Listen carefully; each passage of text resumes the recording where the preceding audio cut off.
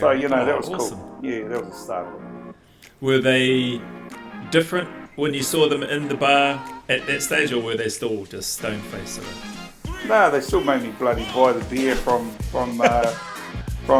seeing them on the old paracourse. So yeah, there's no change here. It was just that meanness that they had to me when I was invited into the compound. Yeah.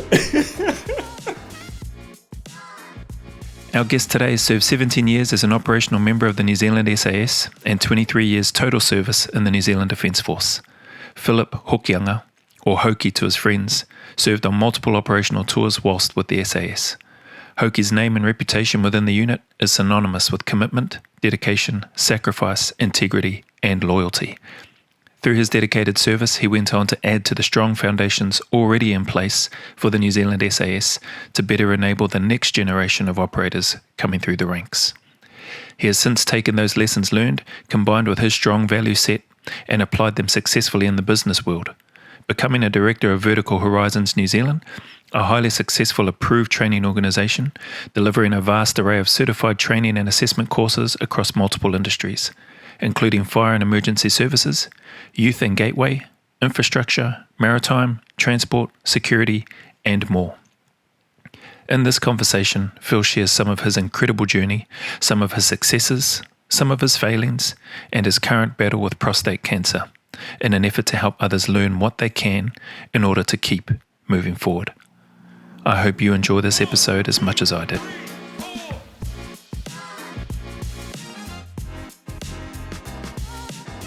Kia ora koutou, hello everybody and welcome back to Epich Aotearoa, Create a Better Future podcast, and in particular this special series, In the Service of Others, Who Dares Wins. And I'm privileged to have another just incredible guest with me today. He's a 17-year veteran alone just within the New Zealand Special Air Service, and when he wasn't being fed by people like myself going through selection and that sort of thing, and others who have experienced that as well, he's a highly regarded member, highly respected within the unit, a successful business owner now. He's a husband to his sweetheart and his rock of 35 years, Lisa, and the father to 4 beautiful children, now young adults. Ladies and gentlemen, Aotearoa, Mr Phil Hokianga. Welcome, brother. Kia ora, brother. Kia ora. Man, so good to see you, and grateful to have you on the podcast. I just want to mention, probably just to give I think a number of people will probably be a little bit surprised to see you on the podcast here. But I know from my side, I've been fortunate to have a couple of little conversations with you offline, and just really grateful that you would come on, and obviously you understand, I guess, what the intent is behind the podcast and what we're trying to do.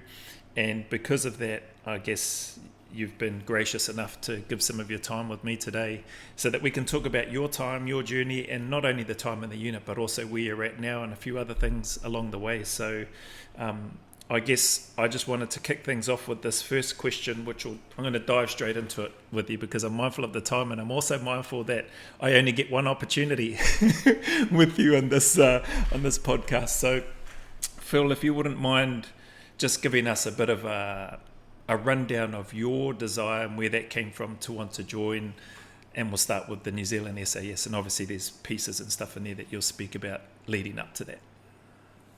Yeah, kia ora, brother. Well, I guess for me, I've had a strong pedigree of whanau who have served in the military, from Maori Pioneer Battalion, Borneo, Malaysia, Vietnam. Listening to the uncles and the aunties, military people who served within these eras. And they were me to firstly have a desire to specifically join the army, and everyone spoke about Singapore, so I wanted to go to Singapore. Having completed basic training in Waiuru, followed by infantry core training in Christchurch. I was rewarded with the infantry Green Beret, my core belt and my red diamond. Overall I've spent 4 years in Singapore with 1 NZSAS and 2 years with 2nd 1st NZSAS in Christchurch. Appreciated my time in the infantry, as it provided me with the skills and the opportunity to gain experience and learn the trade of soldiering.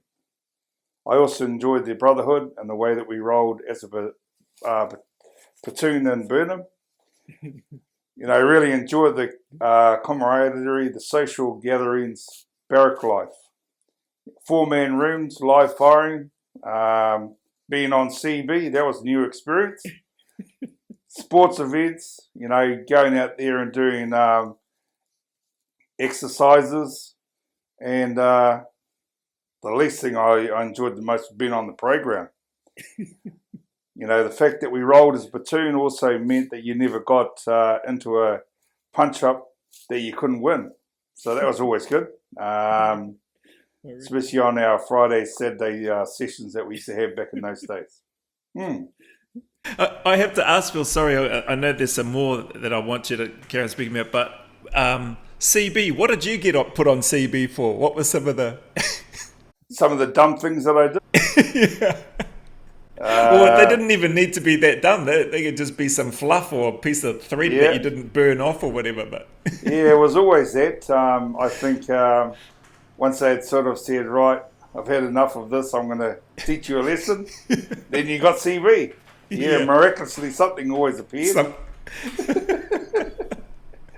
Yeah, funny times, but it was great times. Just to be able to learn, the art of soldiering and how to be a team player. Yeah, that's awesome. And I know, so for you, Singapore was obviously a major factor towards your desire to wanting to join. And can you just talk a bit more about that? Because there was at least a couple of tours there that you went on and in different capacities. Well, I had the joy of being posted out for company twice during my 2 tours. When I first went over, I was a gunner in a private. And then on my second tour, I was fortunate enough to get promoted to full corporal, and I went over as patrol commander. So that was really cool. Section commander in Alpha Company again. And I guess the highlights of my first tour is that I had a cool room commander. His name was Gotchi. So he told me he was a cool room commander, and he taught me everything I know. And we're still good mates today. Fisher Puka, he was funny on my first tour. Managed to sneak us all out on our first night. Spent all our pay for the next 2 weeks, and he just laughed every day after that. But I was like one of many who had to go through that pain. Can I ask, what was your fortnightly pay? How much did that he managed to trick you into spending? Well, it was quite significant because he bloody managed to. I managed to spend the whole bloody lot. So I think it was something like 600. Back in the day, it was $1 New Zealand was 3 Singapore. Gotcha. So we had a great night. Yeah. And then what? Then you were pohara for till the next pay run. Yeah. And then we learnt the art of how to book things up and how to put your watch over the bar to get a little bit of credit, and we did that all our time. It was great. That's awesome. And I love some of the stuff that I've received from you, and some of the information was around the jungles and stuff themselves, and in Malaysia, and how those were levelers for you, because all of this, I guess, and you'll be able to explain it and articulate it better, but as leading up to you gathering information and building this picture towards where you would eventually go and spend 17 years alone just in the unit. But what were those jungles and stuff like in Malaysia? Because New Zealand, we have some bad weather, we have some snow and possums, that's about it. But over there, very, very different. Well, it was an amazing time, because you had a full battalion. So, here you had 4 companies heading out into the jungle, with support company as well. So, always heading up to Malaysia, and as you said, the jungle was a leveler for everyone. We all had to learn really quickly, and you had to adapt and enjoy the environment. And I think that was the big thing, is you could fight every day in there, but you'd only actually get yourself into more trouble. What's the best way to describe the jungle? It was hot. There were bugs, there were insects, there were ticks, there were snakes, there was red ants, there was wasps, there was prickly heat, there were prickly bushes, there were prickly trees. There was monsoon, there was deadfall, there was mud, there was close country, but you had to be very resilient. And I guess that's what you learnt really quickly, is that if you kept on fighting, being out in the J, then you'd have a really bad tour. You understood what it was like to be in pain.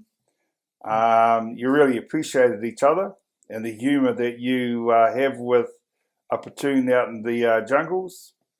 You look at each other and, went to dig in every day and then still do our same routine as what you do in the open country.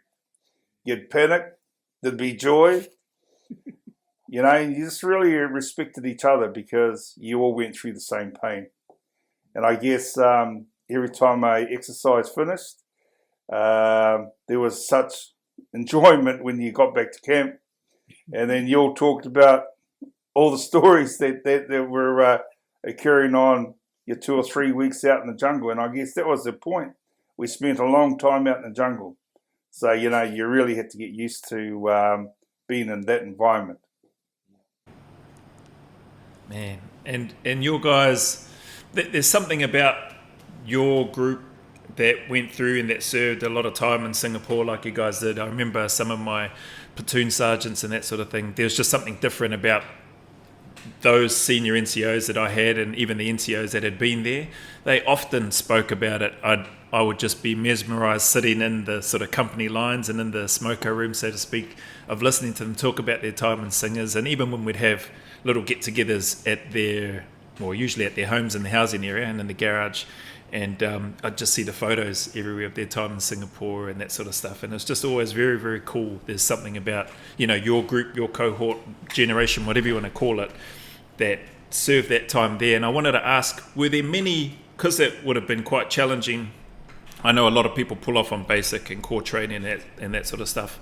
And some people, in my experience, some pulled out of battalion because I guess they realised they got there. They went out on an exercise in New Zealand, which was pretty low key, and then decided that this wasn't for them. Was there ever did you ever come across or see any soldiers that were in Singapore that were like eye-opening for them in the jungle and stuff there and gone, yeah, no, this isn't for me? Oh, I think you got that with everyone. It's not often you're sitting there and you see these bloody bugs coming at you and they're B-52s and they're buzzing and you go, what the hell is that thing? And to put your hand down and now you're covered in ants, all those sorts of things, it was just a whole mind-boggling affair of those initial days in the jungle. And I always laughed when we first got into the jungles, you'd clear the area and make sure that everything's away from you. And then after a couple of days, you just fall down and, you have your water. You don't care after that, yeah. And, it was just funny. I guess those people who didn't like it too much, they were probably moved into other companies. You had transport, you had the sporting companies as well. But I think for me, I had no choice. The brotherhood was there. And if you ever tried to do that, that was it. Watch out. Awesome. Thanks, Phil. And how about, so we've heard a bit about that jungle life and what that was like. It's hot monsoons, the bugs, all that sort of stuff. What about camp life? Can you talk a bit more about the camp side of things during that time? Yeah. I'd say, being a young fellow over in Singapore and growing up in Deer Barracks was awesome. The inter-company competitions, your rugby, your basketball, your battalion, even doing kapa haka, because that enabled you to travel throughout Asia. It was really good. Then you had the opportunity of going to your popular drinking spots like the Strip, Boogie Street. Boogie Street was active in our day. Heading down Orchard Road, going to the Fernleaf Hotel that we all stayed in for our breaks, and especially going to the Sembawang Strip where everyone drank. Yeah, it's cool. Where was the was one of those the final RV that like stayed open later than everything else, so to speak, like once all the other ones were done? And was there a place where you would all eventually end up? Well, that would be, we'd get ourselves into the stage of having a few quieties. You know, back in those days, it was 50 cents for a can of beer. So, you know, Baggies Bar, and we thrashed the Baggies Bar, and then we'd head down the strip and then into town, and then, you know, a lot of occasions we were coming out of Boogie Street, and you could see the normal traffic starting to come through, and they're trying to move you on until you get home. So yeah, that happened a few times. And can I ask, Phil, how old were you when you joined? When I joined the army, I was 18. And so you've done a couple of tours there, 4 years with whanau NZIR, 2 with Second First as well. So during this time, you're what, 18, 19 to 20, early 20s? Man, 50 cent beers. And there was... Yeah. You know, we spent a lot of, a lot of people travelled. You know, it was really easy to get on a plane on the weekend, and you can end up in Thailand or in Bali. But I seemed to get caught up with a circle of friends that we didn't do much travelling. A lot of drinking though, and we, you know, there was a trip that I didn't go on. We paid to go to Europe, and we got to Changi, and then we carried on drinking and missed our plane. That's hard case. And these things as well. Thank you for sharing these, you know, these snippets and stuff. We've had some. I've actually had some comments through Epich Aotearoa, people specifically mentioning you by name, saying that they'd love to hear, you know, some of the experiences of people like yourself from not only your generation, but which we'll get to later on, how you've gone on and created a successful business and all that sort of stuff, which we'll get to. So yeah, just really stoked to have you on and have you here. So on here, well, with some of the information that I've received as well, you know, you sort of spoke about that jungle being a leveler, some of the pain that you all went through was all the same, and how that you discovered or identified that was going to be an important quality come selection time and all that sort of stuff. And there's one part in particular that I really love the way that you articulated and spoke to this.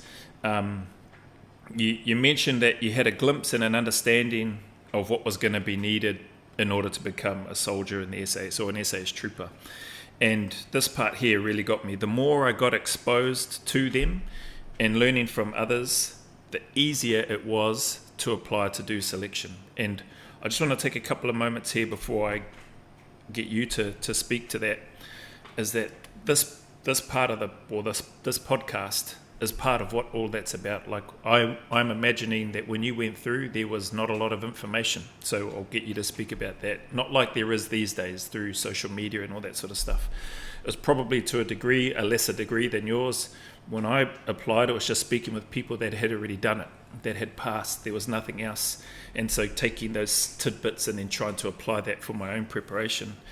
But some people that I've been lucky enough to interview, they just stumbled upon it by chance. Like they just heard about it. They didn't know that anything like that existed really until they got into the army. Then they're like, man, that's what I want to do.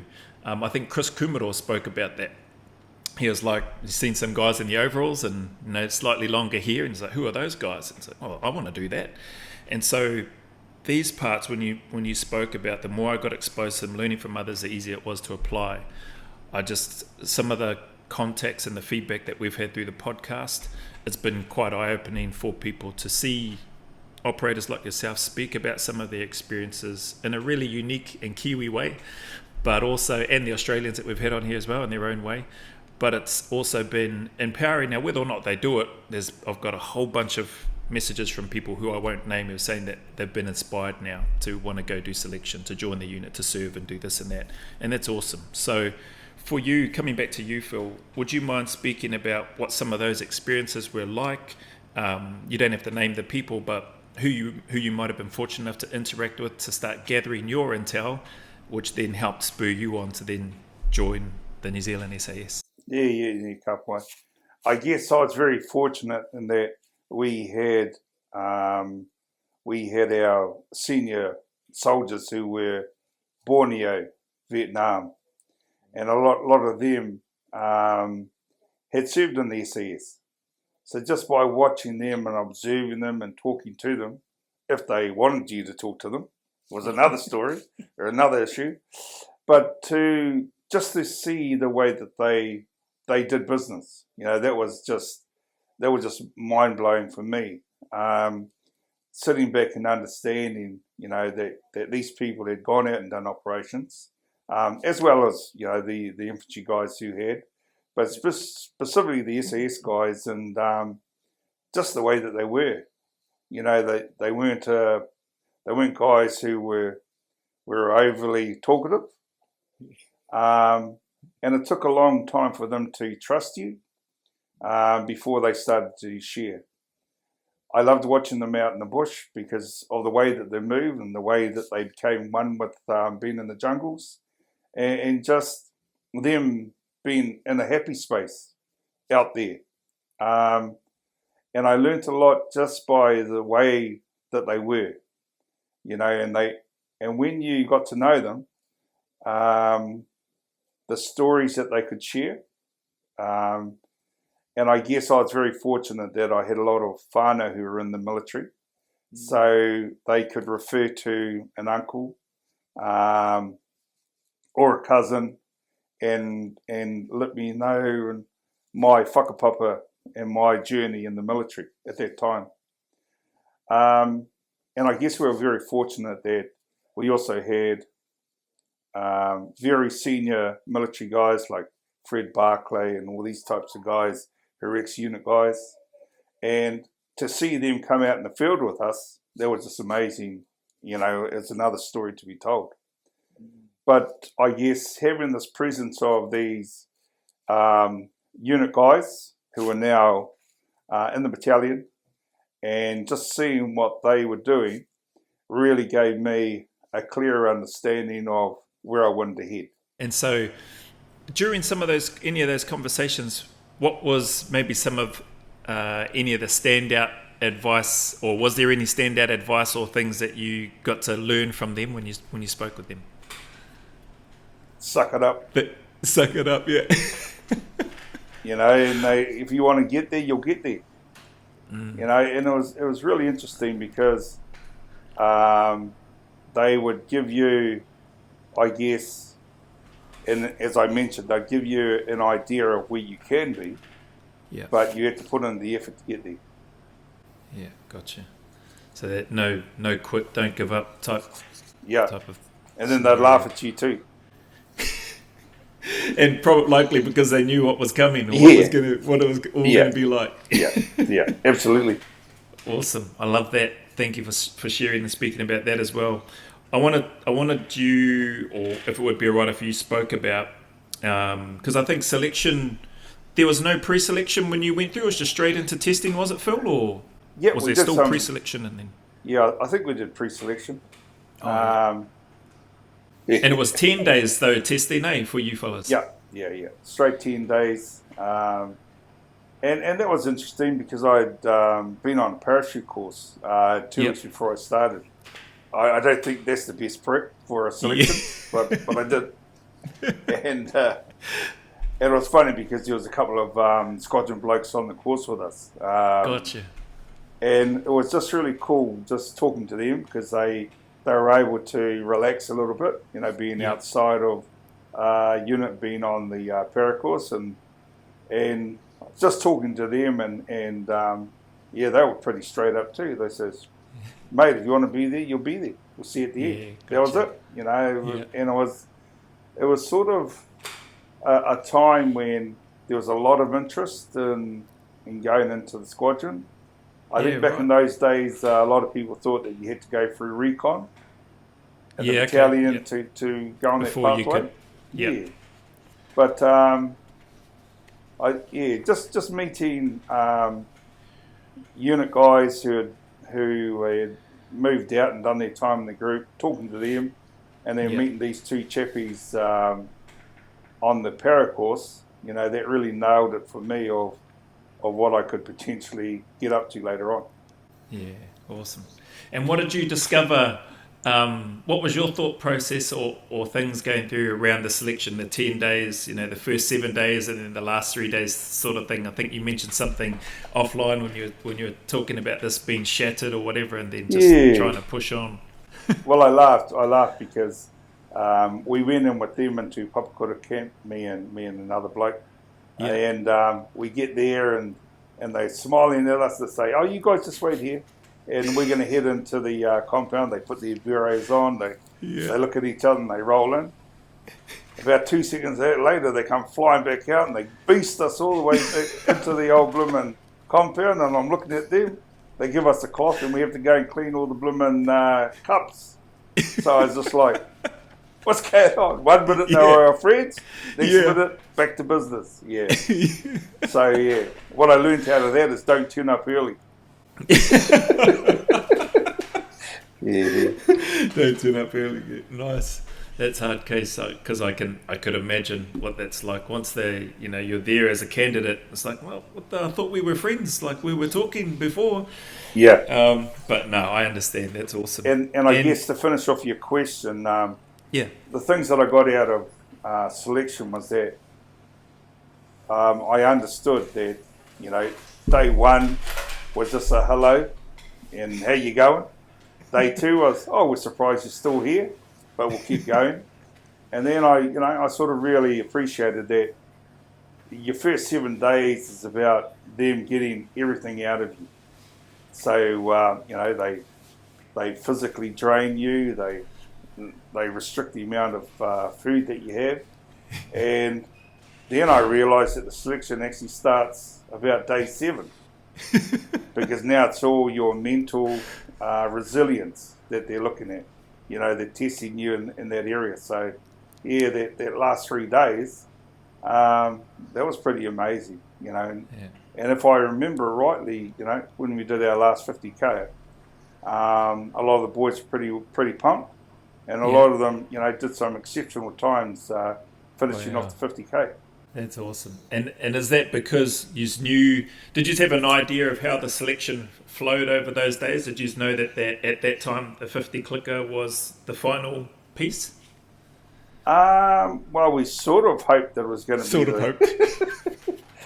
But we did it sort of, it took them a while to say, okay, selection is now finished. You would go, I don't know about that. You've tricked us before for the last 10 days.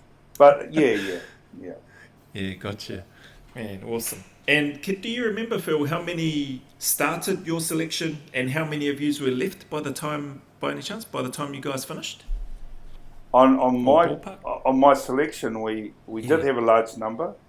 I think we had, certainly there was maybe 40 or 50. Yeah, wow. It could have even been more. Yeah. But I do remember at the end. So at the end of it all, back in those days, you were either invited into the bar to be acknowledged that you'd passed selection and that you'd go on to cycle, or you went straight out the gate that you come in from, in the compound. So it's pretty different in those days. Ruthless. And I was fortunate enough to be able to go into the bar and see the 2 chappies who were on the para course with me. Yeah. So, that was awesome. Cool. Yeah, that was the start of it. Were they different when you saw them in the bar at that stage, or were they still just stone-faced sort of? No, they still made me bloody buy the beer from seeing them on the old para course. So, there's no change there. It was just that meanness that they had to me when I was invited into the compound. Yeah. And the good lesson there, don't turn up early. There you go, young players. Don't turn up early. I would say don't turn up late either. Yeah. Mind you, it was a few years ago. Hey, no doubt things have changed. Yeah, true. Man, that's cool. It's great to hear some of that journey. Obviously, the family, the whanau pedigree with regards to the military service, hearing the uncles and aunties and starting to gather all those things, and then just having those awesome experiences going through Singapore, time in battalion, time in camp, and then connecting, meeting people along the way, and building a bit of a picture and observing those things that you're like, man, I can do this, and that's awesome. And one of the things that I guess this leads into, we know 17 years, but there's a lot of stuff that you can do within the unit, and you're somebody that's spent a lot of time across a whole number of different areas, whether it be training wing, whether it be with RIBDET or PDSU.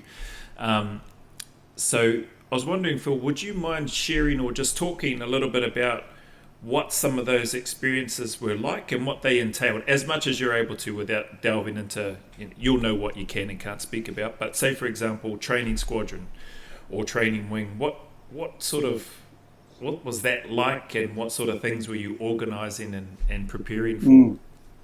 I guess, firstly, being in the operational squadrons is the pinnacle of what everyone's there for. To be an operator, to really look around and see highly skilled professional brothers with you. Yep. And they all had the same aim. They all were looking for continuous improvement. And they all challenged each other, to get the best out of each other. Those guys who had exceptional standards, and those who exceeded them as well. Everything was a challenge, whether we're on the range, whether we were just playing a simple game, no one liked to lose. So, we just created that type of environment. I always laugh when, so during our time, when you received your bureau, yeah, you'd receive it, and they'd plonk it on your head, and then you'd head off and go on to your next thing. So that was it. I was like, wow, we've come all this way to get to this stage. And then, a little bit later after that, what I really enjoyed was seeing operators come through, do a parade, be acknowledged with their whanau, and then the real time that they knew that they were, with the Brotherhood was when they went back into the lines and they got issued their broom. Now, I heard stories about the broom ceremony and stuff like that. Can you talk a bit about that? Because there's reasons and stuff behind that as well, which I loved how you spoke about. But yeah. Yeah, and the broom was to just acknowledge that, well done, you got your bureau and belt, you're now part of the Brotherhood, but now you need to learn how to sweep the floor again. And it just humbled you and acknowledged that, you can't be number one first, you've got to do your time. And it was a great moment for the squadron, and you could see all those boys who'd been successful the year before. They're hanging out there with their broom and they're ready to throw it at you. But it also was an acknowledgement that you were the number two. And, with that, there was an expectation that if things need to be cleaned up, then that's your responsibility. If you have to do tasks, doing vehicles and all that stuff, people didn't need to look around. They knew that the number twos would do that type of stuff. And it was just that building block and that understanding of your journey into the squadron life. I think for training squadron, that was really cool because you were able to pass on, the experiences and to young squadron blokes that were coming through. Gotcha. And to ensure that your little piece of the equation or your skill sets was passed on to them. Yeah. RIBDET, that was cool because it was I was at a stage where they were looking at designing a new RIBDET, a new rib. Yeah. And today, now that I went to a reunion and they pulled out the latest versions, it's incredible. These things hitting 50, 60 knots and just holding 10 blokes. Yeah, it's just amazing. Wow. That's awesome. PDSU. I always laughed at PDSU because, I'm not the lightest bloke. Yeah. And jumping out of the plane all the time. It was funny, and they'd say, "Okay, Phil, do you want to vet that this chap here?" I'd just say, "Bro, if you can catch up with me, good luck." That's it. Okay. But as you said, to have done quite a lot of things within the unit, it was amazing time, and I guess, but that also probably acknowledged that we didn't have the big numbers back in those days either. Yeah, true. Did you do anything special on the day, like after having to buy the beers, but once you were badged, received your beer and belt? Sounds like your families weren't there for your guys' badging. No, no, they weren't. Oh man, it was just us. I think it was sort of like, it's just the way that it was in those days. Yeah, because I think we got badged halfway through cycle. Right. Yeah. So you did your green roll side, you got badged, and then you started on your info skills. Gotcha. Yeah, a little bit different. Yeah. And sorry, I forgot to ask, how many of yous by the end, or how many started your cycle, and how many at the end received the beret? I think we had 16 start our cycle. Yep. And then by the time it finished, we had 15 that got through. 15 that got through, man, awesome. And without naming names, was it your selection that had one or two people that came straight from Civvy Street and passed?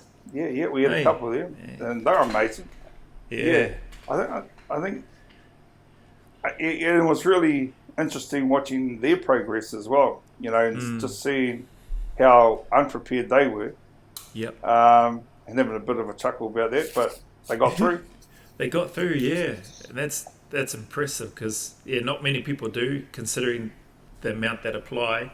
And did they came back a cycle after yours, is that right, Phil? Yeah. So they went and got some skills up in the infantry and then come back, is that right? Yep. So, they got in, they realised that there was some bit more soldiering that they need to do, sent them away into the battalion for a little bit, and then they came back. Yeah. Awesome.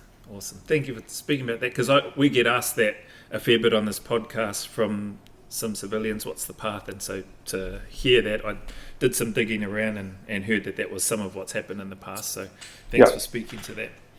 I'm going to jump in here with this next part, which will probably tie back to a couple of the other things that you've spoken about already as well. But in terms of your Maori heritage, you spoke about whakapapa before, pedigree, that sort of thing. But one of the questions I had was there anything, and this was more for my curiosity at the time, was there any sort of specific or significant Maori influence for you, Phil, with regards to wanting to join the unit or even the army in general? Yeah, I had three uncles who we had to go and stop and burn them to see, and just watching them and listening to their kōrero was inspirational. But I guess I go back to my tipuna, Wiramu Koka, who served in the Māori Pioneer Battalion. He was inspirational in the feats that he had done back in the day. And then I found out that not only was there Hokiangas who were in the military, but also our Koka, our Taiapa, and our Waipara whanau. So, there was a time where there was around about 35 of the whanau that I knew at that time who were serving. Wow. All right. Yeah, it's a pretty amazing time. And I guess the one thing that I was lucky enough to do along those times is one of the ladies from our catering side in Papakura camp let me know that one of my uncles was coaching a softball team, under 16 girls from Hawke's Bay. Right. And she told me that he was in the originals. So I said, "Oh, is that true?" So I shot down to Papakura softball park. Yep. And got out of the car, and I saw him straight away. The short, poor little fellow, sort of same as my dad. Yeah. And And I just sat there watching it. And when the game had finished, I walked over to him and says, "Oh, hey, kia ora." And I introduced myself to him, and I says, "Have you got an hour of your time after the game? I'd like to take you somewhere."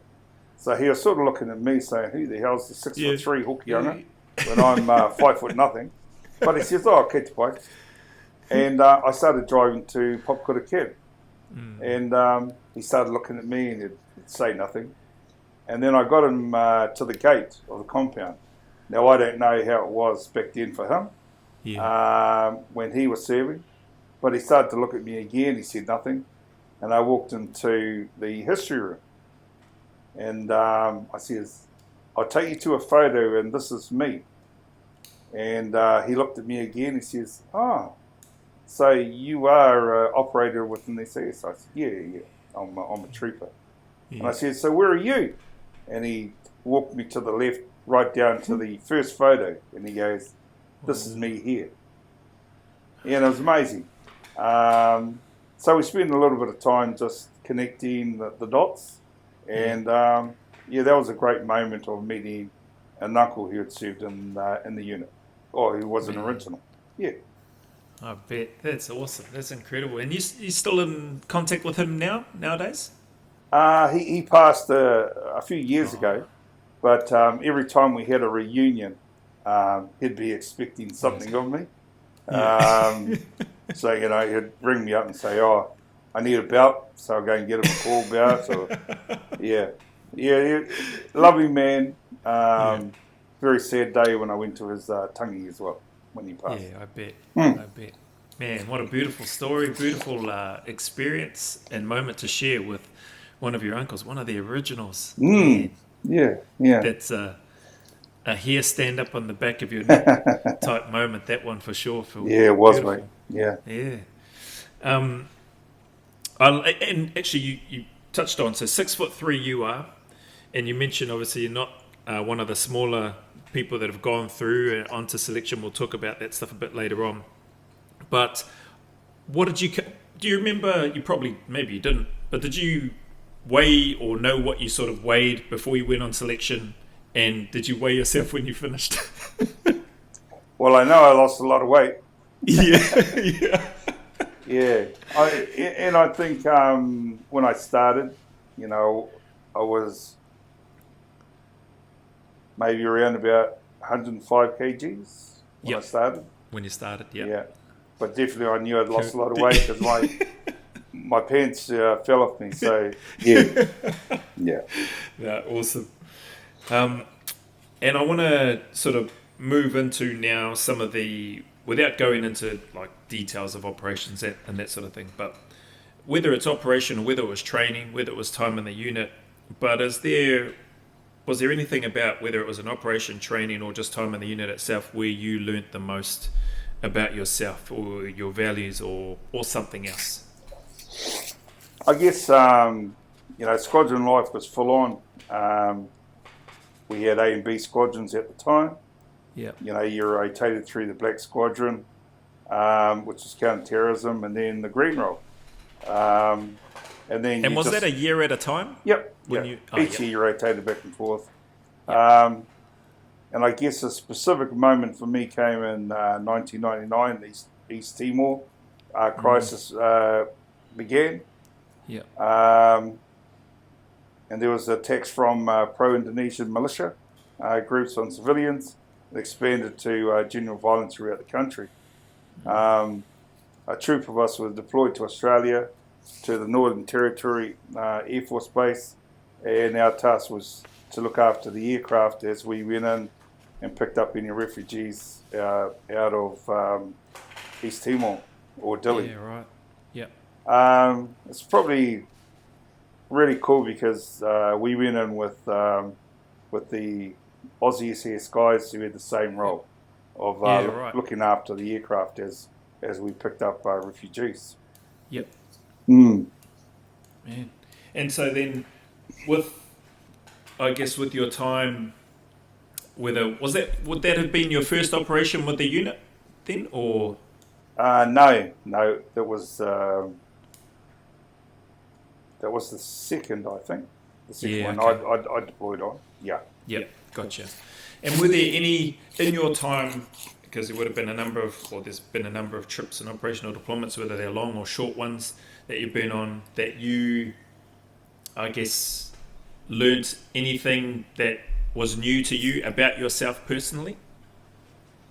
Whether it was the way you might have reacted or responded to situations, or whether it was a value set that you had in comparison to some members or people that you might have been surrounded with or worked with may have seen things differently to you. Did you have any of those either challenges or anything like that, or was it fairly, pretty consistent and steady going as far as all of that went? I guess during the 80s and 90s, New Zealand SAS, we thought that we were pohara in regards to the equipment and all the bits and pieces that were available. Yeah. But I think, when I look at it now, very good operators, very good discipline, very good skill sets. And when we sort of stacked up against other special forces, we actually were pretty okay. Yeah. We had the skills that we needed. It's just that we didn't have, all the technical stuff that and the resources, yeah, that the SF that the other SF community had. But by being based on soldier skills, mate, we were right up there. Yeah, I'd heard that from Americans and Australians and that as well, and even a couple of the guests that we've had on the podcast speak highly of the guys such as yourselves and that, or the New Zealand SAS in general, in terms of the operational skills and mindset and that sort of stuff. Yeah, that's cool to hear. I guess I wanted to ask you this as well, Phil. If you had your time again, would you do anything differently? Is there anything that you would have done or would do differently in terms of service within the unit? Not so much things differently, because I think I've got a question a bit later on around family and that sort of stuff, but just specifically with regards to your time and your service and your work within the unit. Well, I guess it was funny because I actually ended up doing, I was removed off my cycle first time. So yeah, I definitely want to do that differently. Or just go through one time. What was that for, Phil? Sorry. Oh, it just wasn't up to standard.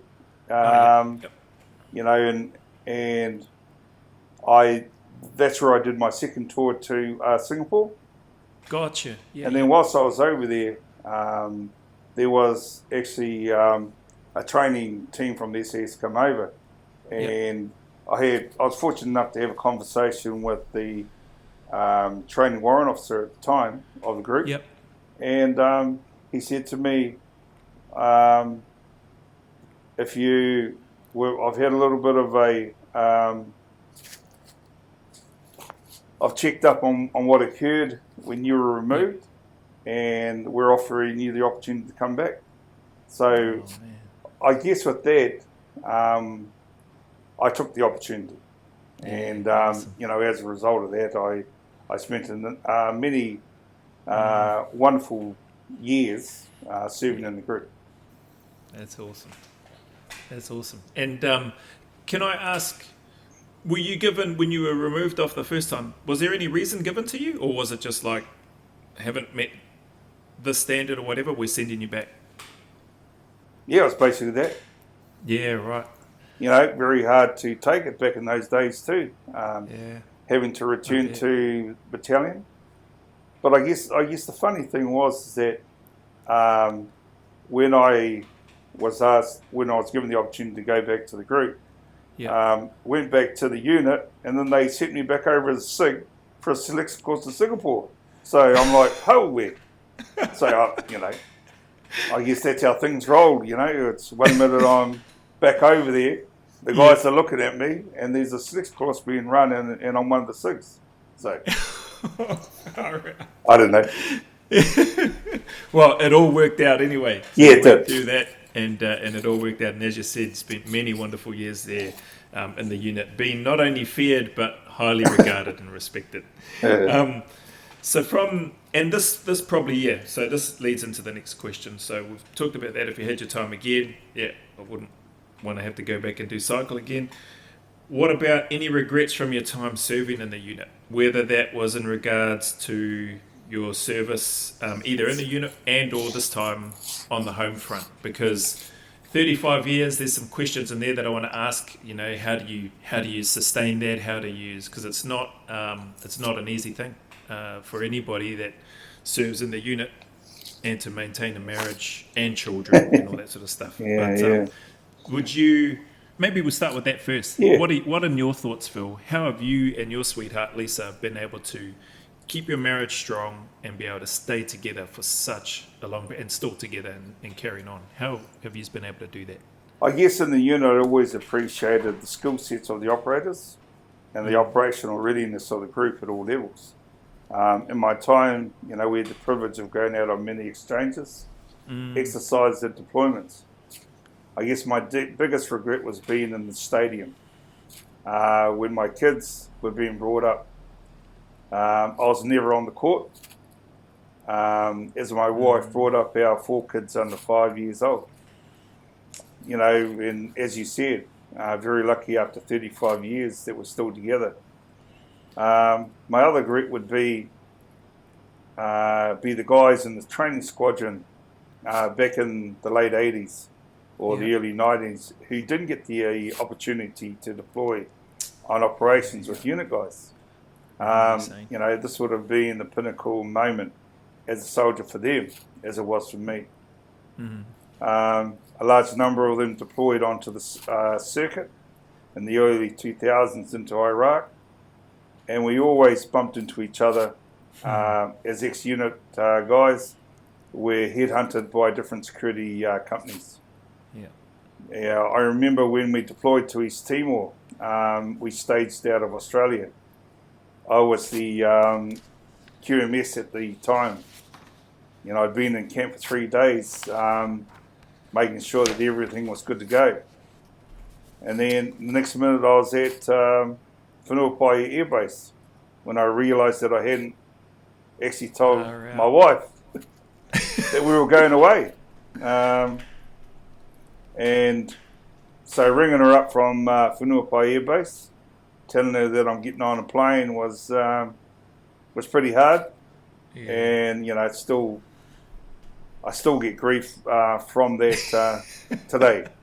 That's good. You still get grief from Lisa? For doing that too? Yeah, every day, mate. Every day. Good. A good reminder. How, if it's okay, how was that? Did you get blown up over the phone when you finally realized, oh crap, we're going, I've got to call my wife and at least tell her. How did that conversation go? Did you get blown up over the phone? I don't think she had to.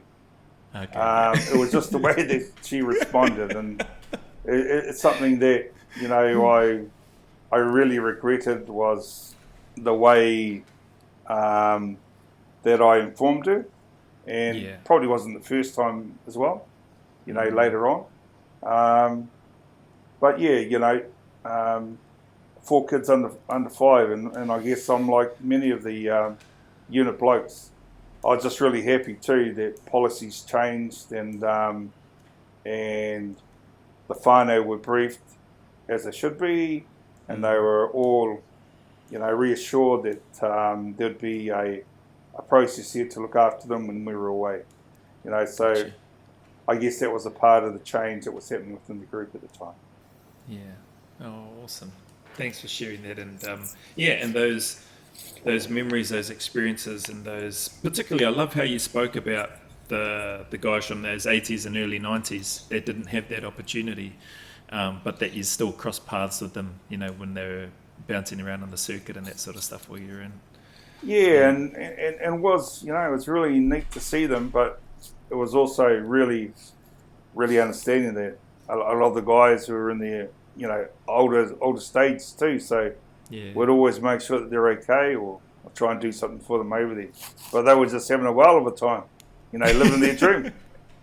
Doing what they were trained to do. So, I take my hat off to them all the time. Awesome, Phil.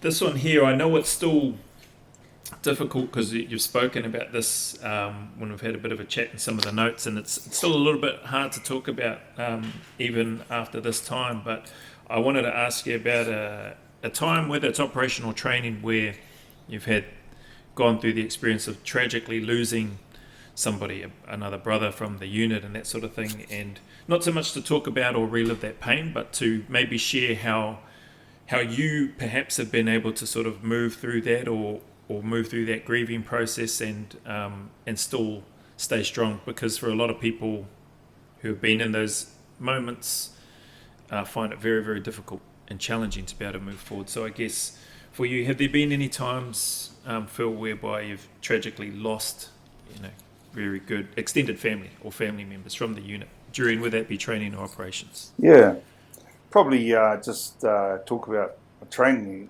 exercise. The day that we lost Dan the Man Flanagan from an elephant attack in Africa, that was pretty hard on the unit.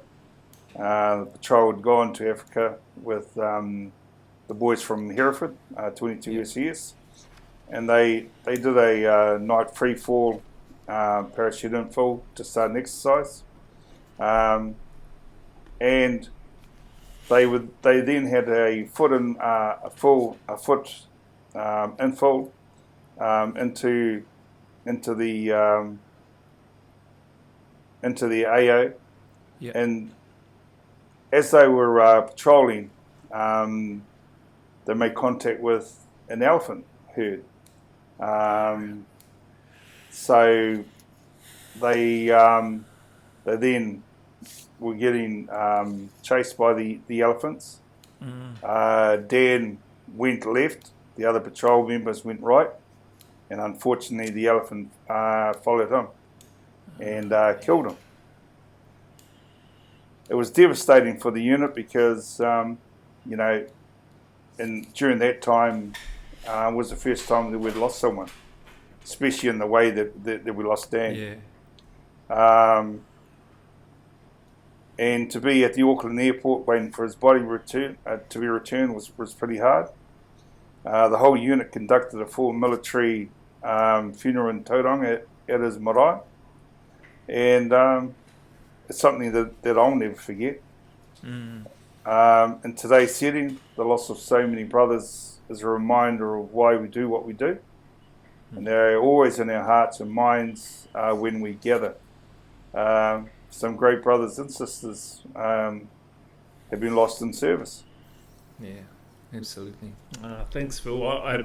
When you mentioned Dan's name, we've had a cousin of his reach out to us through the podcast, and he's just spoken about predominantly about the guests that have been on and the things that he's taken away. So he served in the Navy as well, this particular cousin of Dan's, and he spoke about he'd been sort of struggling, not doing too good, just personally being out of the Defence Force and that sort of stuff in relationship with his family and his children.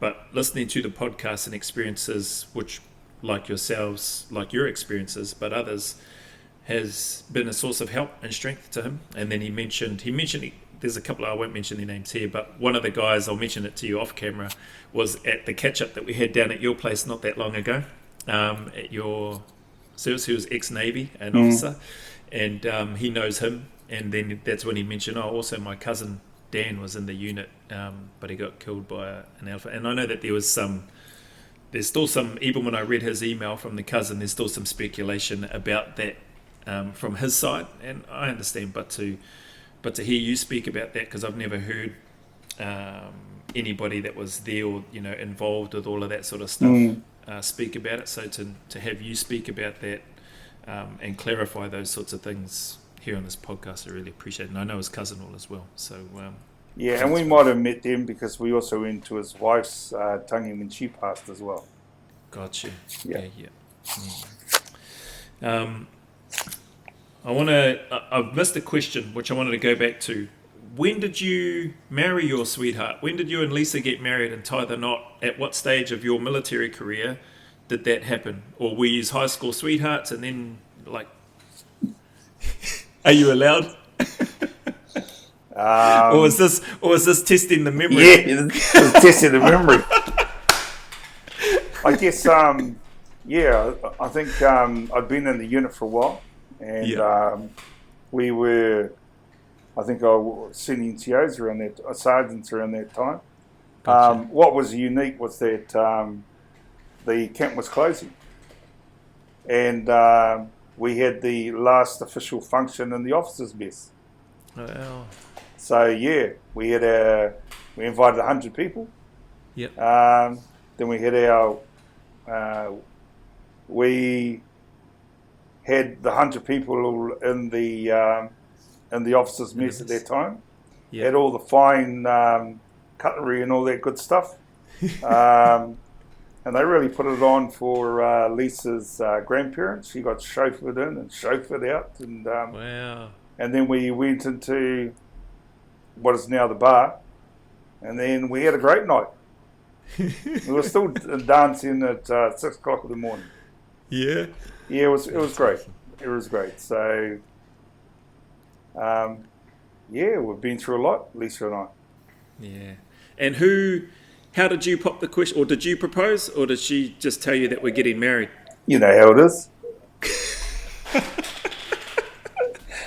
Perfect. I'm glad to hear that, because I just interviewed the wife of an Australian veteran who served about 18 years as well. He was very romantic. I said, yeah, thanks, mate. Thanks for setting that blanket bar so high. So I was like, I'm tempted to edit that part out, but I'll leave it in there. No, that's awesome. Good to hear. What advice, Phil, would you give and want to give to aspiring operators based on your time and your experience, which is vast? And I've got a couple other questions to go in terms of just that before we get into stuff that you're doing now. But what advice would you look to give to any operators aspiring to join the New Zealand SAS? I guess the main thing is that, you know, it's a big step from thinking about doing selection to actually doing it. You know, don't tune up there and decide that it's going to be a cool weekend and say you'll have a couple of beers before it starts. It's you know, it's a big decision to do selection, and you've got to be prepared. You know, one of the boys always says to me, "Keep your powder dry," and I guess that's what it is. You know, don't pluck it out of your ass. You know, there's the 5 Ps that everyone works through in the military. Yep. And you've really got to have that understanding. People in the unit, they prepare well, they plan well, and they're committed and ready to go. You know, if you want to be there, then make sure that you're mentally, physically prepared, and you've done your homework. Everyone in the unit is wanting to have more people in the unit, but you've got to pass the required benchmarks that have been set. Yep. The one thing I always remember in the unit is that 5 seconds late is 5 seconds late. You're late. Yeah, that's right. Doesn't matter how big the exercise was. If you're late, you're late. Awesome. And I don't think that has changed at all, their policy. Yeah. And I don't think it changes even when you leave the unit. No. And it's really good to now in today's, and what I do today is, at least I don't think that way these days. I'm a bit more. I've got a bit more of a. Are you a bit more flexible? Well, I don't have to do all that because everyone else does it. I just turn up when I'm told to. And you make sure you're not late. That's it. Awesome. Great advice. Thanks for that, Phil. And would you mind, I know this is a tough part as well, mate, just based on, you know, conversations and information that we've been sharing in between, or more so that you've been kind enough to share with me, but I've had a question that I wanted to ask you about how and or why you chose to leave the unit and the New Zealand Defence Force. Yeah. Okay. In my last 2 years in the unit, I was posted to the rib deck, and I had an up and coming rib operator who was considering doing the selection, and he just got engaged, and he was killed by a lady who was driving a car, and she was reaching down to get a can of Coke at the time, come off the road and drove straight into him and his partner. And, it's pretty crazy. He was taken off his ventilator and she survived. This led to me, I just got really annoyed at the whole idea that been away on operations and done many things, and yet this young fella just walking down the road with his partner was killed in the way that he was killed. It sort of got to me a bit, and I realised that my attitude wasn't helping what I was doing at the time. Yeah. As a badge senior NCO, and that's when I decided that I'd leave the unit. Wow. A little bit different too, because I walked into the CO's office on a Friday, said that I wanted to leave the unit, and he said, "When do you want to leave?" I said, "Monday." The next Monday? Yeah. And he said, "Okay." So on the Monday, I handed my gear in and walked out. Oh, yeah. Yeah. And maybe not the best way of doing it too. Yeah. Yeah, actually, I wouldn't mind if you could speak on that a little bit more later, but I just wanted to rewind a little bit in there. When you spoke about, your attitude, I think you mentioned for you feeling that wasn't meeting the requirements of a badge senior NCO or operator within the unit at that time. What was it? How was it? Was it just a feeling of anger? What was going on at that particular stage? Obviously, we just lost a really good operator who's considering, he's got a fiance, etc., and just been passed away. Was all of that? Was it a whole bunch of anger that had been building? Yeah, I think so. And I think maybe there's some stuff that I was holding on to that I didn't know how to release, and that all just built up to a moment of me saying on a Friday, I want to leave. No doubt it doesn't happen that way normally. Yeah. But I definitely not. Yeah, but I just said, 23 years. I think I've served my time to the unit and to the country, and this time I need to leave. Oh, good for you. No, awesome. Thanks for that, Phil. And it's heartbreaking to see and to hear of that. I've read about that story and the situation that happened there, and I won't get into the penalty, I guess, so to speak, of what was issued as a result. But probably the only thing I'll say about this is that I also acknowledge and really thank the unit for at that time is that they said to me, "Phil, if you want to look after this on behalf of the unit, then there you go." So they were very understanding of how it affected me. And I treasure the moments that they gave for me to be with the young fellow and also his whanau. Yeah, awesome. Oh, thanks, Phil. And that's a great, awesome acknowledgement, not only of the unit, but also you having that opportunity to be with his whanau and his partner at that time. Tragic though with regards to how all of that happened. I wanted to, I guess now with that, with a large chunk, I'm mindful of your time and what we've been speaking about here, and I want to definitely start transitioning into what you've been doing now and a few other acknowledgements as we go along. But I guess on here, when you got out, notice on Friday, gear handed in on Monday, was it that same week you were, where to from there? So that Friday, I think, of that same week, you were then overseas? Yeah. So Monday I handed my gear in, and Friday I landed in the UK. And then the day after that, I standing in Basra in Iraq saying, "What the hell am I doing here?" And that was doing what, private security work at that time? Private security. A lot of the lads had gone over there at that time. Yeah. Yeah. And how long did you do that for, Phil? Like, how long were you sort of in that space? I did a couple of years in Iraq. and then I did a year in Singapore and Malaysia, doing maritime security. Oh, right. And how was that? How was the maritime security? Because that, like with regards to where you had come from, obviously all the experiences being in RibDet and stuff as well, I'm guessing that just sort of transferred quite seamlessly over for you? Yeah, it was. It was, and again, there was a lot of unit blokes, ex-unit blokes coming through. So, no, it was good. It was, being in Iraq for a couple of years and then being in Singapore and Malaysia. I guess I was very fortunate to do those tours. Yeah.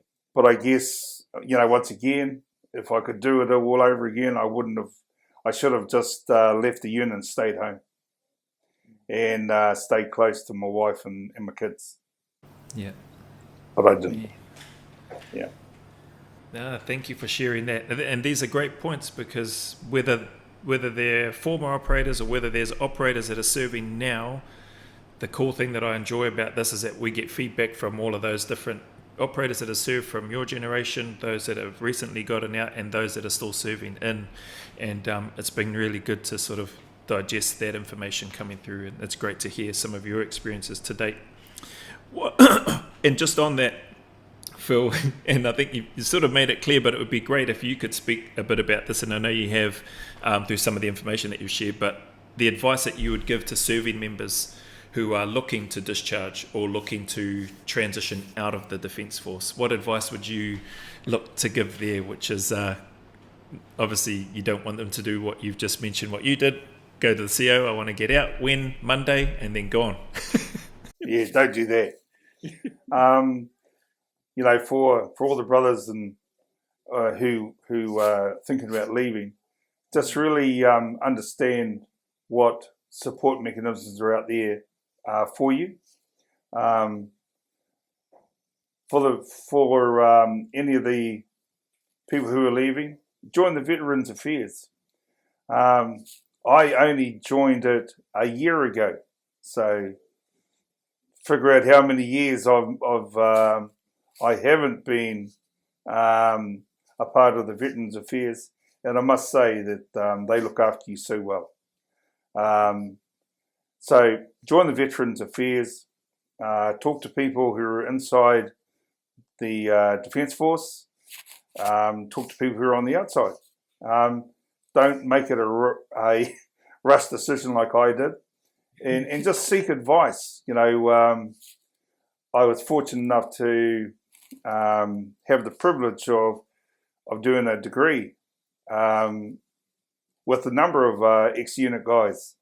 And I was just so surprised how far that degree has taken me, because a lot of the positions in today's setting is that's a minimum requirement if you want to be into senior management. So, I was happy at the time that I did that. I think everyone else was bloody surprised when they found out that I had a degree. Can you share what that degree is in so that people know? Because I think that's a really cool point. Bachelor of Administration and Leadership. So I think back in the time was 7 papers that you had to write. It was pretty cool. I remember in Afghan finishing off under my hoochie somewhere out there in the nowheres. Yeah, so it's funny. Yeah, it's just funny. I love how you've shared that and that importance. And can I ask why you only just decided to join the Veteran Affairs a year ago and not earlier? Because I was too lazy. Gotcha. Yeah.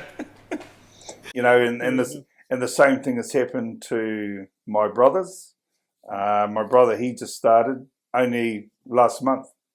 And we both left the army after 23 years. Gotcha. So, we've missed out on all the bits and pieces that have always been available. Yeah. But, we never took the opportunity.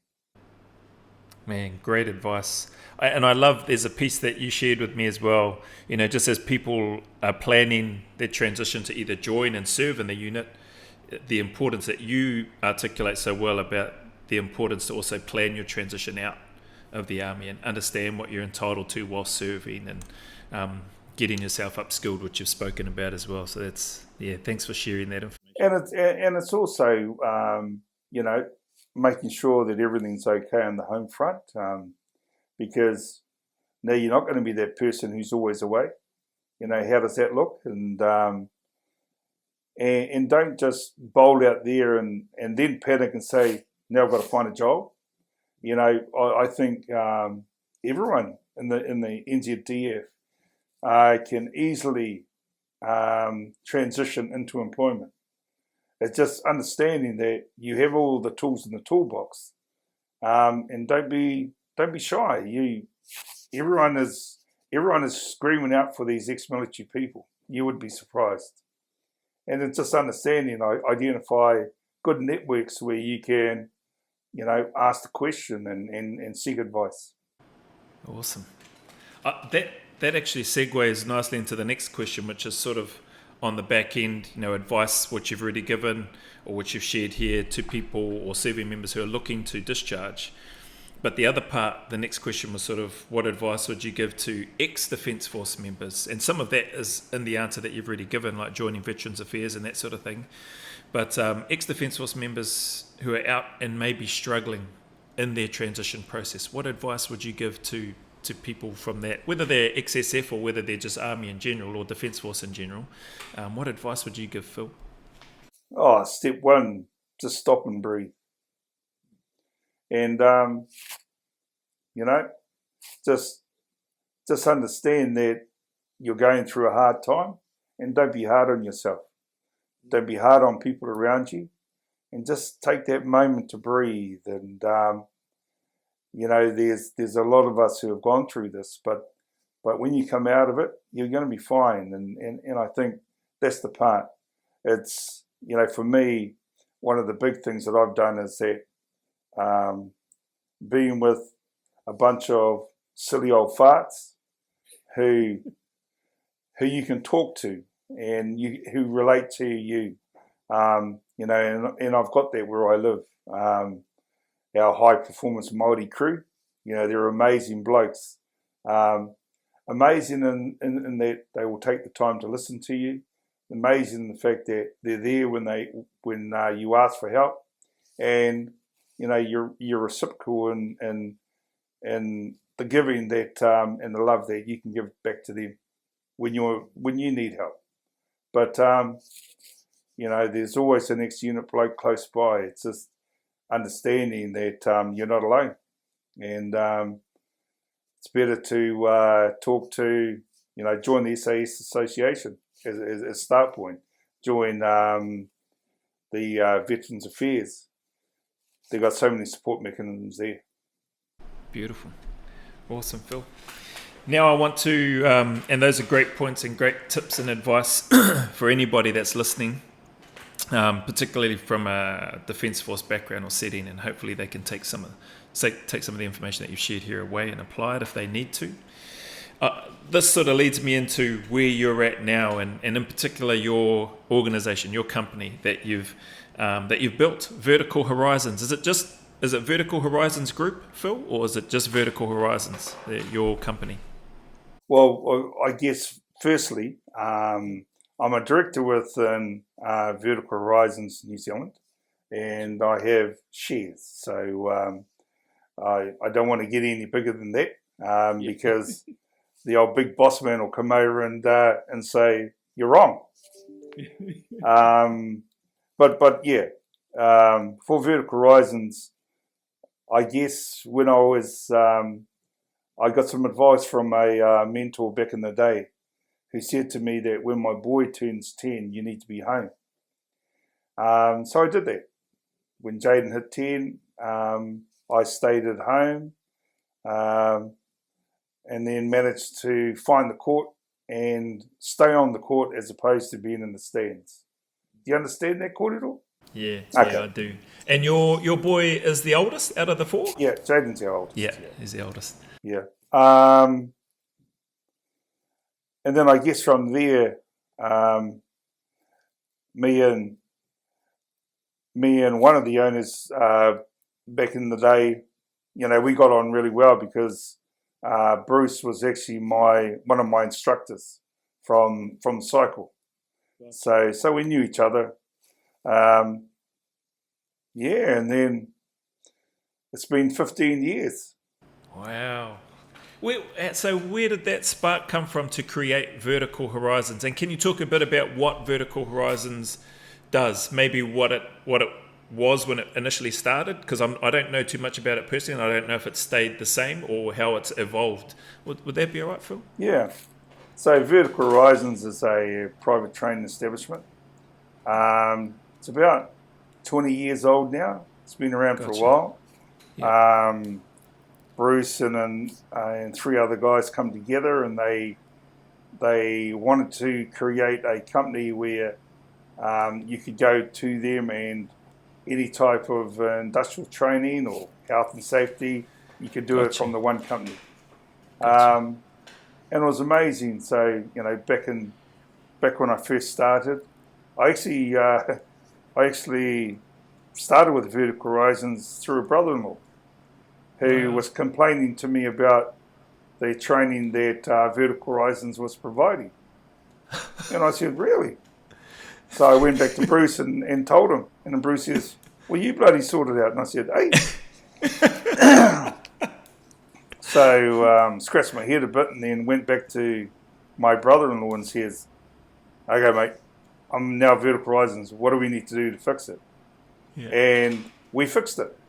And then Bruce said to me, oh, well, I might as well employ you. You've done well. So that's really how I started, just like that. And I think what I did enjoy was the opportunity of sorting out an issue for my brother-in-law, but also, getting a result that was positive for both Vertical Horizons and the company. Yeah, gotcha. Yeah. That's awesome.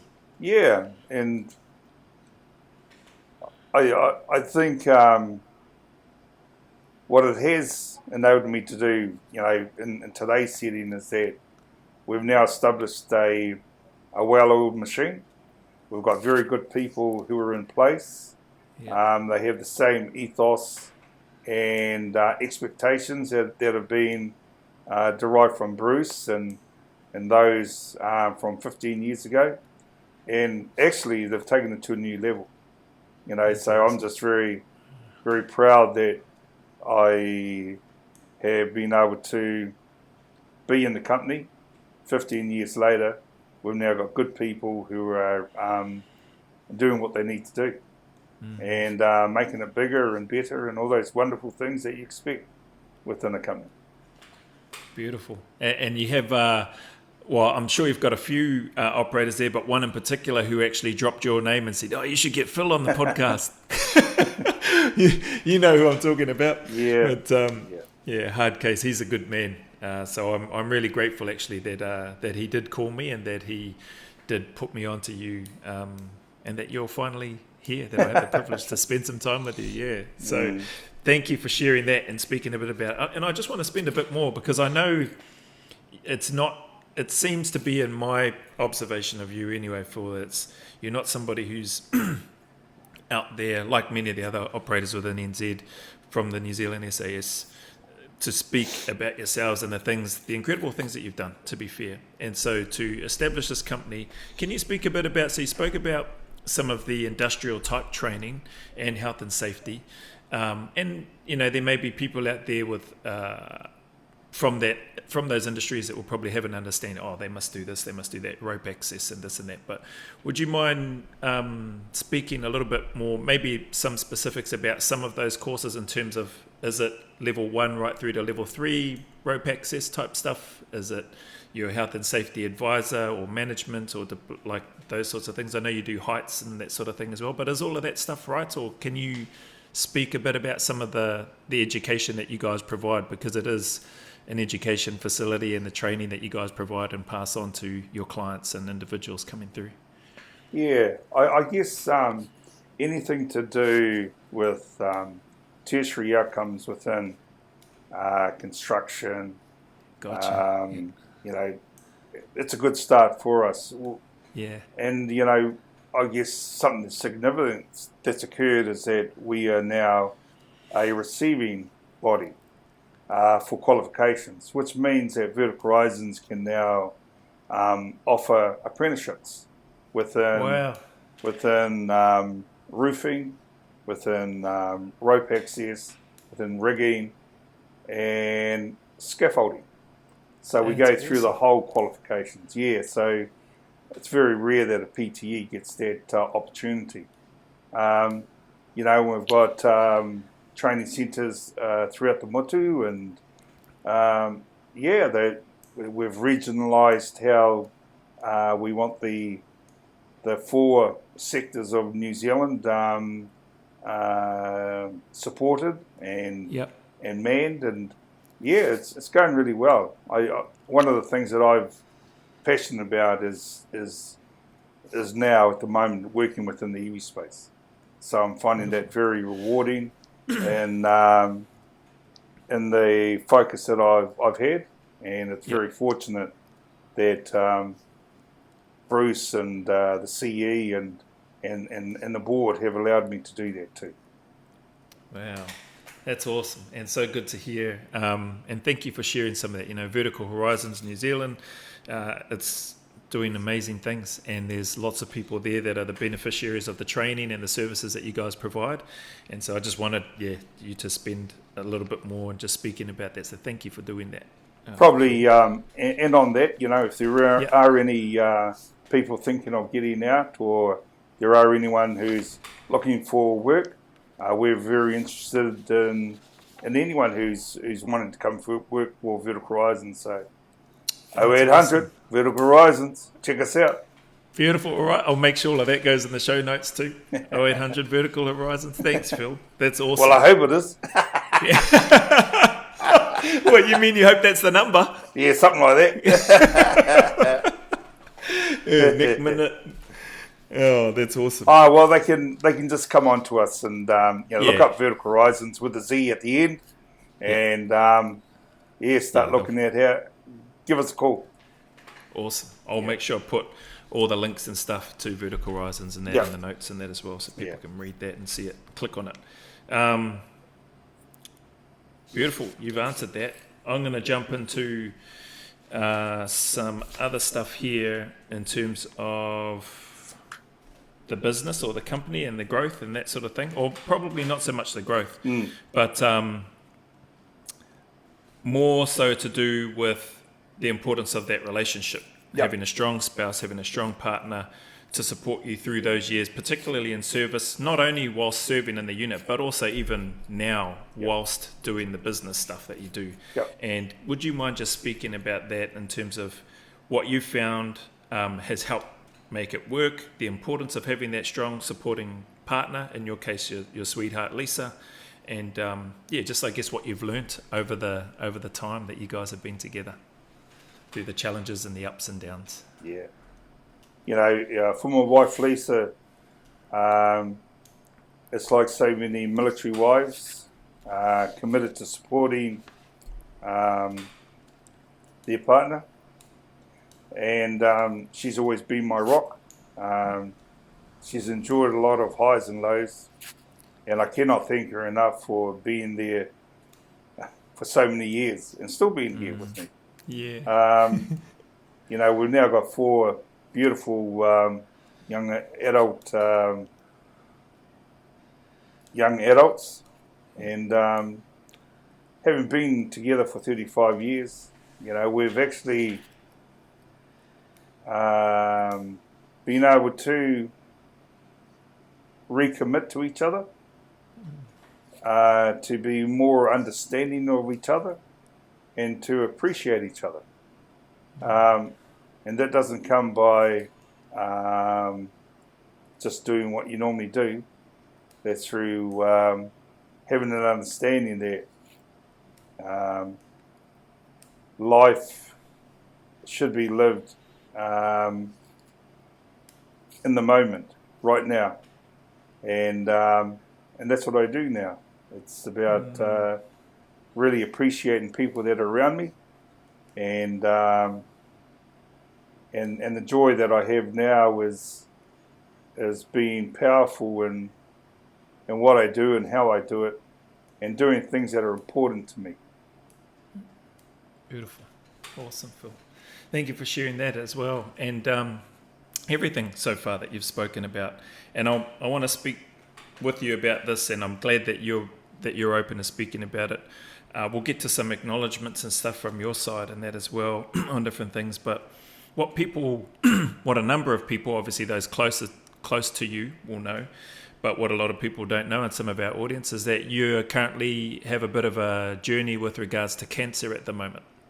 And as I sit here and look at you, you look vibrant, you look healthy, you look well, and you sound healthy and well as well. Like people, if I didn't know, if you weren't kind enough to share with me that information, I wouldn't know, I wouldn't be any the wiser, if that makes sense.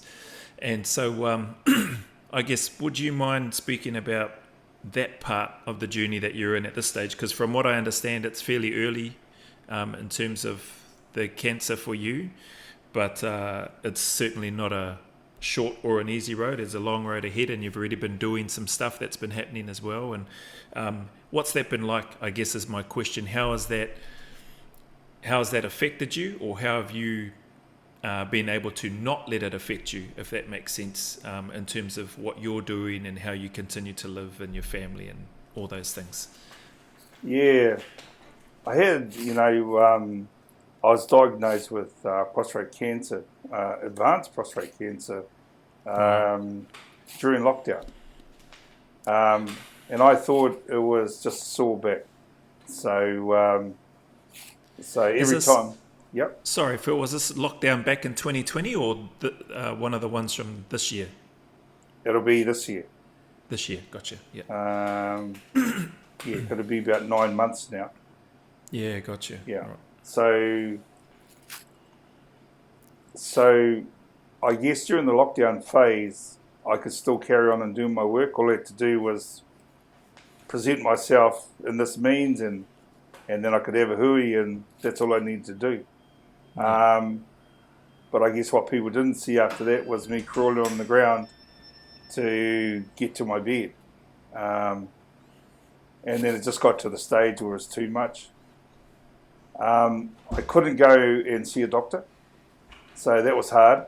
And then, funny enough, Veterans Affairs, they had said to me that I had to go and see a number of specialists, and one of them happened to be, I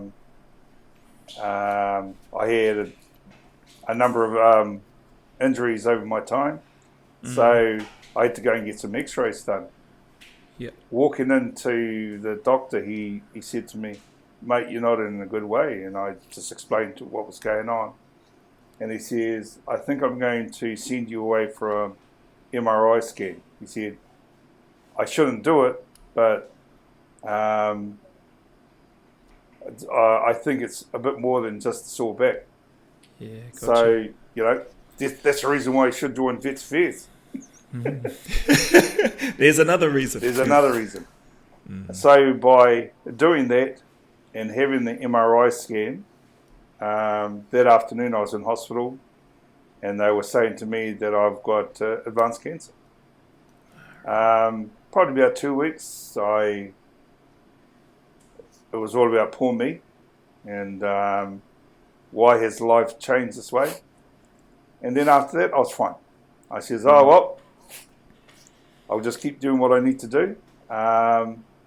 And I guess I was very fortunate that I had good conversations with my whanau. My wife, Lisa, was right there beside me, and we were able to really put everyone at ease. I guess it got to the stage where people were very surprised at how we communicated with them when they found out that I had cancer. They were like, "Are you guys all right? Are you on some happy juice or something?" Yeah. But it was actually, it was just, I decided that I wanted to live powerfully with cancer, and that was it.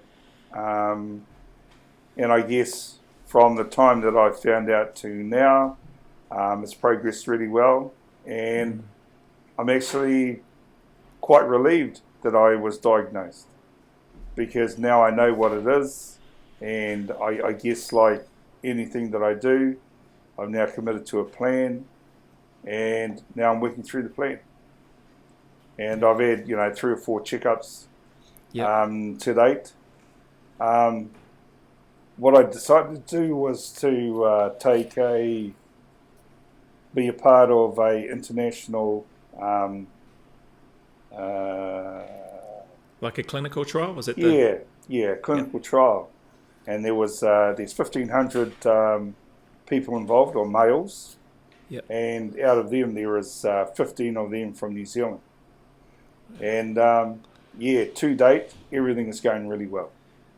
So that's I took awesome. It because I get a full checkup every 3 months. Gotcha. Yeah. And the checkup so far are showing that things are on a good trend with regards to that. Yeah. So I guess I'm an advocate for anyone out there. Make sure that you have an annual PSA check. When I started, they were horrified. My PSA levels were at 1900. If you're healthy, you're around about below 2. Wow, and yours was at 1900. So now that I've been put on to the trial, I'm now down to 2. Wow, that's awesome. Yeah. So I'm trusting in the system. And I also love all the support that I've been receiving from the Brotherhood and from whanau. And as you saw when you were with us, when they all decided to turn up, that I've really enjoyed having that aroha and manaki from everyone as well. Awesome. Beautiful. Thank you for sharing that. And that, even though there was a lot of people there, that wasn't everybody, because there was still quite a few that couldn't make it, that couldn't get there that day. But that was such a, actually, I'll briefly speak about that, but that was a beautiful time for me to see, and thank you for inviting me to that, because I got to see you in a different light, and I got to see many of those other some former and some still currently serving operators in a different light as well, as opposed to cycle. That firmness that is there, and I guess just that dedication and commitment to not lower the standards and the expectations required. So, but it was great to see you smile, to see the laughter that you fellas are having, and it was awesome for me to have a kōrero with your son Jaden. I got to meet 2 of your children and your sweetheart Lisa as well, but they were just it was just awesome, an awesome place to be. He's a pretty good cook too on the little barbecue stuff that was happening there. So shout out Jaden for that, Kai, and to your wife Lisa, and to the daughter that I did meet, for all the help and support on that day. But thank you for speaking about that, because we have some listeners that reach out that are going through.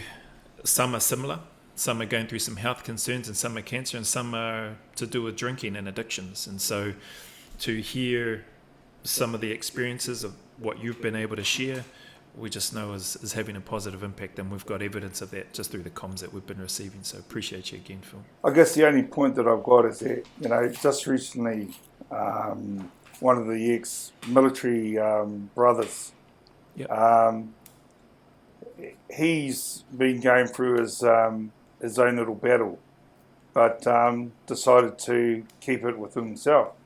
And it's really important, we're all out there, we're all wanting to help and support. So, don't try and do things by yourself. We've all been, we've all done things in the military. I always enjoyed my battalion days working with the platoon and then the company, and in the SAS, smaller patrols, but we've all got each other's back, and we need to help each other. So look for that help. Awesome. 100% total call that, Phil. And I forgot to ask you as well, out of 1st Battalion and 2nd 1st Battalion, which do you prefer? Well, I'd have to say whanau in NZSAS, because there was 4 years of drinking. And whanau in my time was in Singapore, so Awesome. Yeah. Sorry, second first. Yeah, you guys are a close second. Yeah. But I do always remember with second first, Lake Rudd. What an inspiring place, Every infantry guy should go through Lake Rudd. But I know that it's not there these days. It's gone. Who knows? They might hear this and they might go, "Hey, we should bring that back." Some more things. So you've spoken about the cancer journey, you've spoken about vertical horizons. I would love it if you wouldn't mind speaking about the kaupapa stuff that you're doing, the iwi kaupapa stuff that you mentioned earlier, touched on earlier in our conversation so far, and how you're really enjoying that. What does that involve? What does that entail? Like, is there any additional support that you're seeking in relation to working in that space with this iwi kaupapa stuff? Would you be able to speak a bit about that, Phil? Yeah, so I guess one of the biggest joys I have is we got funded through Te Puni Kōkiri, thank you Dave Samuels, and Minister Willie Jackson, for doing a program around Poutuhua Paiara Nui, Aroha mai.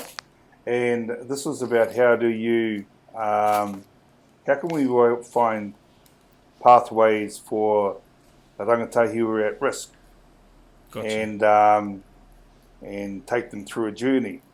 And we've been doing this mahi now for the last 3 years. Really, really cool watching these kids go from nothing to getting qualified into meaningful qualifications that then enabled them to stand and be who they are and then get employment and then have a career. Yeah. One of the kids, first time he's ever, and he was 16 years old, first time he's ever had a certificate saying that he's passed something. Wow. It's just amazing times going through that. And, that led on to working with the iwi. So back down home where I'm from, Tairawhiti Housing Limited. Yep. So we've got the honour of building 500 homes for all the iwi back in Tairawhiti, and that is going so well. I was just so the first part of the kaupapa is getting a bunch of the guys trained, and they're in Huntly. Right. So I was just there this morning, just catching up with them, and they've already built 2 homes. They've been on site for 13 days now, and they've got about another 2 weeks to finish these homes. Yep. And then in August, they're going to be presented to the iwi, and then that'll be the first of. So there'll be 148 homes left to build. So we've got 150 homes to build for the first part of the funding. They're building 2 now, so 148 to go. So it's really exciting times, and just loving the outcomes and the change it'll make back home. Up and down the coast. Yeah, it's beautiful. So, working in that space is really cool. And the rangatahi at risk, what ages is that sort of capturing or looking at, Phil? From what age to what age? From 16 to 24. From 16 to 24. Man. Yeah, so there was stuff that we're doing with Te Puni Kōkiri. Yeah. And the iwi initiative that we're doing is so that iwi can look at how we build the Build Smart whares, and then in August setting up basically a facility where they can build them back home. So that'll generate employment, and they'll get people from around the coast to be involved as builders, and the supply line will happen. So it's really cool. Yeah. Yep. That is awesome. And have you got, or are you able to speak about how many youth you got involved and stuff at the moment, sort of numbers wise, or people involved that are going through the training and that sort of thing? Yeah, we've got a number of contracts with MSD and Te Puni Kōkiri. Yeah. So at this moment in time, we're faced with, we're waiting for our new budgets to come through and our proposals to be accepted. So we've completed training for 60 rangatahi in the Waikato region, in our national contract with MSD, and then with our TPK was 20. So it's been a bit hoha for us, because normally we do noho marae based programs, Right. but because of the tertiary requirements, we haven't been able to do the noho marae side of the deal. So we've still been able to get the training done, but ideally it's noho marae based, so that we can have anywhere from 5 to 10 days on the marae with the whanau, and the special requirements of that allows us to engage and connect and to reassure them that everything's going to be okay as we take them through a journey. Man, that's awesome. So good to hear, Phil, and I can see why and hear why it's such a passion for you and the work that's happening at the moment. That's awesome. Yeah. I guess probably maybe one or two more questions that I have for you. It's just, I would love it if you wouldn't mind, and I know I've sent you through some information and asked are there any acknowledgements or special mentions that you might like to make, and so I guess that's the question. Are there any other, whether it's final thoughts or special acknowledgements or things that you might like to mention here in this podcast at this time? I guess one of the reasons why I accepted your kind offer to come and have this kōrero with you was to acknowledge the unit members who trained a number of us at our time. Those who were not fortunate enough to be able to go out on operations with the rest of the brothers, but who were there steadfast and ensured that that we were well prepared for our journey. They were very wise people, especially those ones who I had the privilege of serving under, who had been in Borneo and in Vietnam. They were amazing guys. I guess to the unit members of today, or for the last, I retired in 2003. They have done amazing things. Yeah. As you have in your time over in the Australian seas. But these guys, I just take my hat off to them. Going back and seeing them with the opportunities that I've had along the ways, amazing guys, amazing, and just the way that they do their business these days with all the bits and pieces. I just really am intrigued by what they do and how they do it. I guess to my beautiful wife Lisa and my kids and the whanau, and just really acknowledge what you bring and provide, and I love you all very much. And I guess the final thing for us is it's okay to love yourself. It's okay to be vulnerable, and it's also okay to be on a podcast talking to you. Thanks for that, Phil. I appreciate those kind words, bro. But more importantly, I appreciate the well-deserved and heartfelt, sincere acknowledgement of those that you mentioned that put in that time, that mahi, that effort and energy that gave of themselves to train your generation, and those that have been fortunate enough to go on, and the way that you've gone on as well. You need to remember yourself in that picture in terms of the knowledge that you've passed on to those that are serving now, and those that will still continue to serve and benefit from the lessons learnt that you've passed on and shared over your time. And then last but not least, to those guys who are on my cycle, I'm still amazed that we're all still connected, and may that long continue. Those guys that were in that era, good bunch of guys, and they're all doing remarkable things, and I guess it's about how you maintain those connections, and I'm just very fortunate that I've got a big circle of friends. Beautiful, 100%, and beautiful words, kind words as well.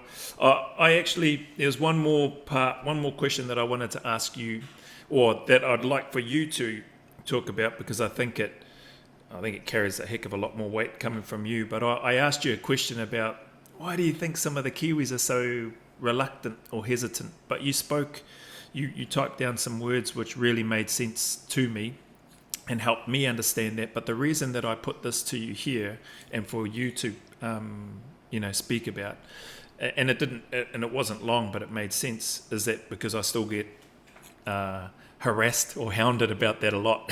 Like, you need to get more Kiwis on there, and I'd love to, like, absolutely love to, and I can see and feel and hear of the way that you've communicated with respect and reverence to the unit, with respect and reverence to the previous operators and those current operators. And so hopefully people will understand, stories in that are great in terms of some of the action that's happened, and if operators want to share some of that, that's okay. But we're not delving right into that stuff. We're delving into some of the meatier stuff, which is a bit harder for us. I know for me, at least anyway, it's been harder for me to come to terms with some of the challenges that I've had, and I know that I can't be the only one. So that was the catalyst for it. And so would you mind just speaking about, and just sharing openly, honestly, what you did with me about your thoughts and perspectives, which I believe are 100% true, around why some of the Kiwis are a bit more reluctant, a bit more reserved to want to be on the podcast, which is okay. It's just hard. It's really hard. I thought at the start of it, oh well, bugger it, I got cancer. What else can happen? But then, but then when I just thought about it, if there's anything that I can share and provide that could be assistance to someone, then kei te pai. And we don't like doing this, but there's always a reason why. And the reason for me was to give you a perspective of my time, back 20, 30 odd years. And if it's still relevant to today, then so be it. But I think it's also to really honour those who have passed, those who we served with, and those who are in the unit now. There's some things that I'm comfortable to talk about, but there's some things that I don't, and that's just the way it is in the unit. It's only been of late where I've read detail of stuff that, is that what happened? Oh, I didn't know that. So it's bad enough us trying to talk to each other, let alone, talk about it in this sort of forum. So, we just don't talk about certain things. Yeah. And, bro, that's it. And so for the audience and that they're listening, you've heard it from Phil, who has explained it so well. And what I just want to do is just finally thank you again, Phil Hokianga, for being a special guest on this podcast as part of in the service of others, who dares wins. And what I've found to be the common thread so far from all of those like yourself that have served in these types of environments is the desire and the action is still there in terms of trying to serve others and still trying to pay it forward, whether that's with Vertical Horizons New Zealand and outside of that with the other stuff that you're involved in with the iwi kaupapa stuff, with the youth and everything else that's happening. And That's really, really impressive to me. I wish you nothing but continued success. I'm mindful of the time. I appreciate that I've had one opportunity to be with you, and I've tried to take them as much advantage of it as I could, brother. But much love to you and your family. Your cancer journey, long may it continue to be a healthy and progressive one in the right direction, and that it may be over soon. And I look forward to hopefully coming down to your neck of the woods again and being in around the facilities, or just being in your presence and being able to spend some time with you, like the barbecue that happened, because it was a beautiful moment and experience for me. So thank you very much, brother, for being on the podcast. All the very best, and I'll speak to you again later. I'll let you know when this podcast is going up. Okay, brother. Thank you. Thank you. Wow.